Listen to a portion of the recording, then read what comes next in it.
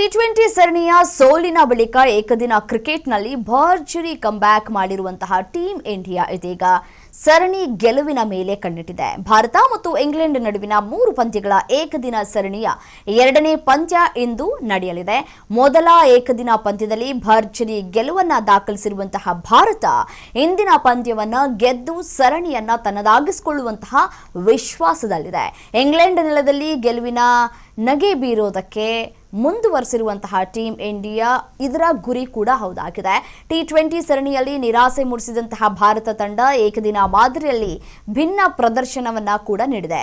ಹಿರಿಯ ಆಟಗಾರರು ದೊಡ್ಡ ಮೊತ್ತ ಕಲೆ ಹಾಕುವ ಸಂದರ್ಭದಲ್ಲಿಯೂ ಕೂಡ ವಿಫಲರಾದರೂ ಶುಭ್ಮನ್ ಗಿಲ್ ಮತ್ತು ಅಕ್ಷರ್ ಪಟೇಲ್ ಅವರ ಅಮೋಘ ಪ್ರದರ್ಶನ ತಂಡದ ಗೆಲುವಿಗೆ ನೆರವಾಗಿತ್ತು. ಆದರೆ ಸರಣಿ ಗೆಲುವಿಗೆ ಇವತ್ತು ಅನುಭವಿಗಳ ಕೊಡುಗೆ ಅಗತ್ಯವಾಗಿದೆ. ವಿರಾಟ್ ಕೊಹ್ಲಿ, ರೋಹಿತ್ ಶರ್ಮಾ ಹಾಗೂ ಕೆಎಲ್ ರಾಹುಲ್ ಅವರಿಂದ ದೊಡ್ಡ ಇನ್ನಿಂಗ್ಸ್ ಅನ್ನ ನಿರೀಕ್ಷೆ ಕೂಡ ಮಾಡಲಾಗ್ತಾ ಇದೆ. ಮತ್ತೊಂದು ಕಡೆ ನೋಡಿ, ಮೊದಲ ಪಂದ್ಯದಲ್ಲಿ 80 ರನ್ ಗಳಿಸಿ ಗಾಯದಿಂದ ಮೈದಾನ ತೊರೆದಿದ್ದಂತಹ ನಾಯಕ ಶುಭ್ಮನ್ ಗಿಲ್ ಅವರ ಫಿಟ್ನೆಸ್ ಬಗ್ಗೆ ಇನ್ನೂ ಕೂಡ ಸ್ಪಷ್ಟ ಮಾಹಿತಿ ಸಿಕ್ಕಿಲ್ಲ.